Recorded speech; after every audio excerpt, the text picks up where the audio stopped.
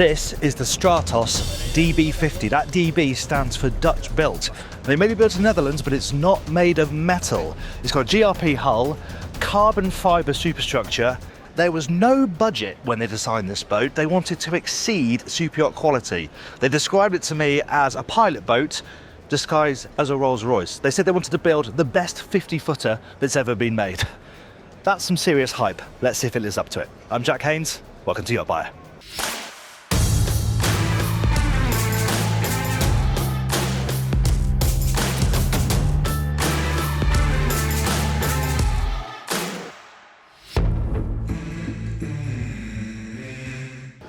The beauty of Düsseldorf is that the boats are out the water, so we can actually have a look underneath them and see the hull shapes. We notice about this one, it's got a really fine entry. In fact, it's a really deep V all the way along. It's 24 degrees, even at the dead rise at the transom. But then you've got this nice flare here at the bow, so that's going to deflect spray. If you're in a following sea, it means it's not going to bury the bow. They showed us some clips of this thing running through heavy weather, and it looks very, very comfortable indeed. And that is because it's got this nice sharp hull form running all the way back. Not always the case on an IPS boat. Often they flatten off at the transom. Not this one, hence why the top speed's not so high, but it can cruise at 25 knots, so they say, through anything. And they've also got this glass here, not something you might expect to see on an open boat of this style. See, we can see people on board now, but the point is when you're on the boat, you're anchored in a nice bay, you've got a lovely view out over the water. We'll see the effect a bit better when we're actually on board. And then we come down to the drive systems. For those of you who don't know, that is what an IPS pod looks like.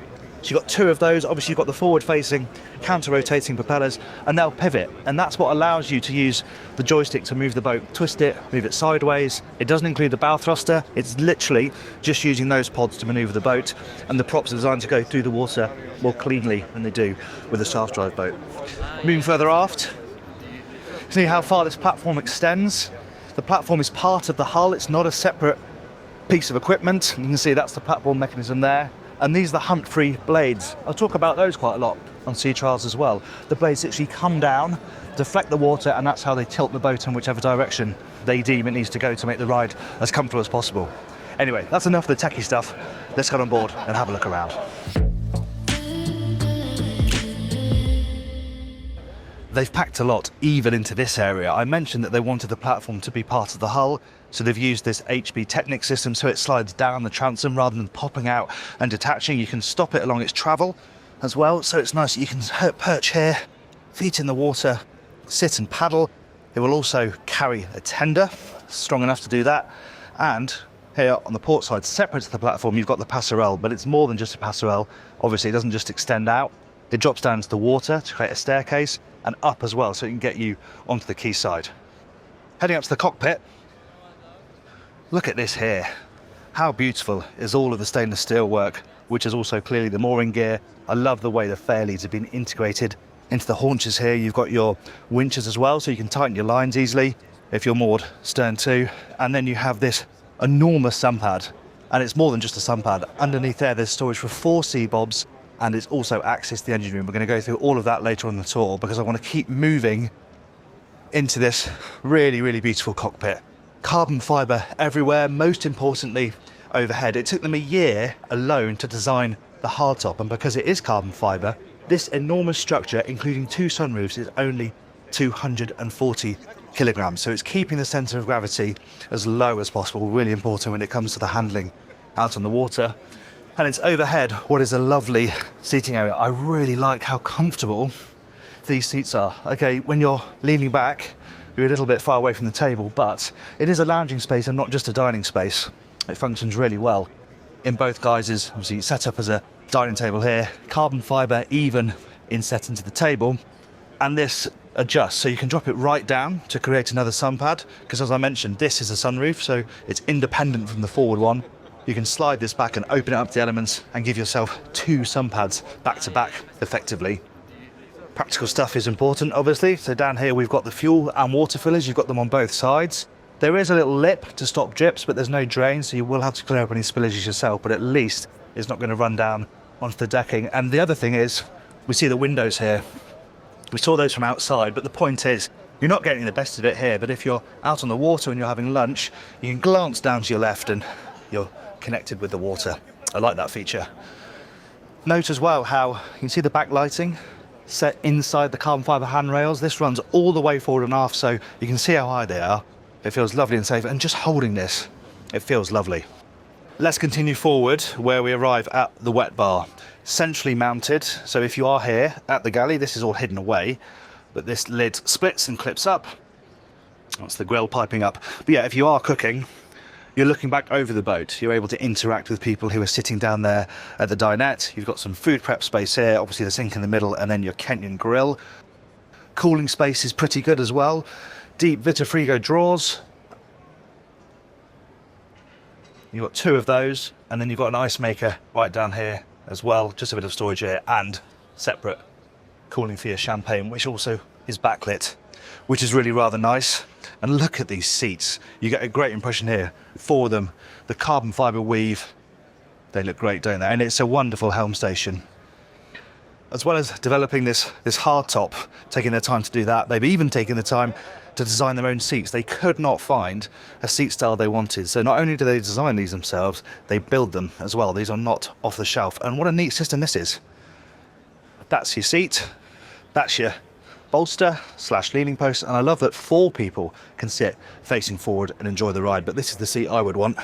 And when you slide in with that bolster up, I mean, what a position that is. The wheel is so close to me, as are the throttles, and it's nice that the MFDs are up on a pod as well, so they are just below my eye line, nothing in the way of my view forward, but I can just glance down, and obviously this is all interactive Garmin stuff, so you've got all the engine information, systems information, navigation of course, all really clearly presented. There are very, very few buttons, some for engine start stop here, and you've got your bow thruster and your joystick of course because it's an IPS boat, but yeah, it's simple and it's focused and it's well protected because, as I mentioned, you've got a sunroof here as well and they work independently, so you can have that open, but you see how the windscreen curves around, but it means that you have the open feeling, but when you're charging along fast, your 4 guests here are really well protected, and you can fully enclose this area with strata glass. So it's like a typical canvas, but much higher quality. So it doesn't crease, you can only roll it up, but it does fully enclose all the way back down to the dinette. So yeah, it's probably best in sunny climes, and if you want to use it all year round, you can, and the hull is certainly designed to do that. Let's head forward. Loads more lovely carbon fibre here, but they've got the synthetic teak, so if you just stand up here, you're not on slippy carbon fibre. They've worked some cup holders up here as well, and here you really see the inwardly raked windscreen. I mentioned the sort of pilot boat disguised as a Rolls Royce. Well, that is very pilot boat-esque in profile. Another sun pad here, though there are some slots in the top side, so you can put a canopy up to get a bit of shade if you want to, but really this is your main sunbathing space. It's very, very exposed up here. And then we arrive right forward where we come to some beautiful stainless steel work. Again, the ultramarine anchor, these gorgeous fair leads, all part of the top side as well. And there's no railings up here, but these are coming up, you know, to sort of just below my hip. So you do feel safe. And I feel like I can pick up on quality given their claims. Most of it is absolutely stunning, but I would like to see a way of A, holding these up, because they're just going to fall down. And also, you know, considering how fast this is and what it can go through, they've got no catch, so they might bang around a bit at sea. Not an issue with this big locker, because this is got a couple of nice catches, and that does fire up on a gas ram. It's all moulded out in white, and it's lit as well. So for fender storage, line storage, other big bits of kit, it's all nice and smooth as well, so you're not going to scratch yourself as you get in and out. That's a really useful storage space. Well, that's the decks. Let's go and have a look at the interior.